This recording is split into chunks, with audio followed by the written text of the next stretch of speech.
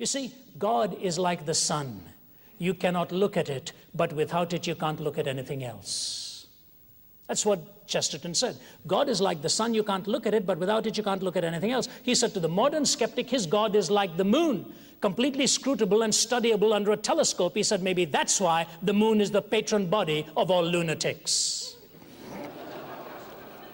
He says, try to reduce this into some explainable quotient formula. I remember when I was in my mid-20s preaching in Vietnam, and I was preaching in the city of Dalat, up in the highlands there, and in a little village where there were tribal people. They were mostly illiterate. And I recall going through an interpreter trying to preach to them the most basic truths. Most of them didn't have any teeth in their mouths, and they looked like they came from a completely different world to mine. But there they sat night after night, packed to capacity.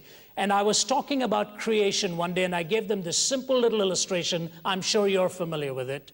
But it's run something like this, about a fellow who sat under a nut tree once and pretending to be quite the master of engineering skills and structural engineering and so on. He said, you know, God, you really are not very smart.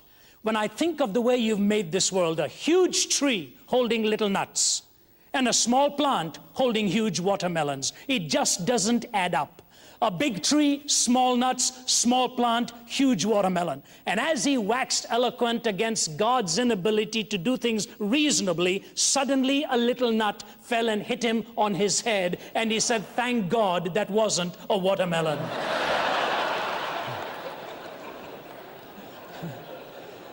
You know what I like about that?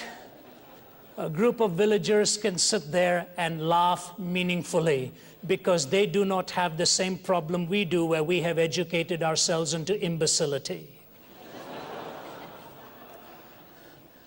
And hence nothing so vulgar left in human experience where you cannot find some professor from somewhere to justify it. Let me tell you something. I took a few courses at Cambridge University some time ago, and my professor of quantum physics was a man by the name of John Polkinghorne, one of the leading quantum physicists of our day. And he was going to give a lecture on the first 3 minutes of the universe. How do you like that? So we're lecture after lecture, we're coming to listen to the first 3 minutes of the universe. And Polkinghorne is a Christian, he's made his commitment to Christ.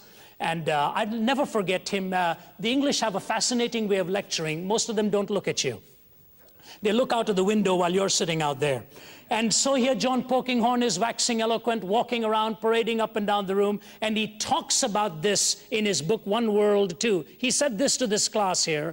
He said, you know, ladies and gentlemen, he said, when you realize how exact to every minute detail this world had to be. And he says, I'm not talking about minutes. I'm not talking about seconds. I'm talking about microseconds, like 10 to the power of minus 36. And Hawking says he can figure it out to 10 to the power of minus 46. Do you know what they're really saying? If you change the decimal point of exactness up to the 36th figure, if you change that even by the numeral 1, you foul up the whole process.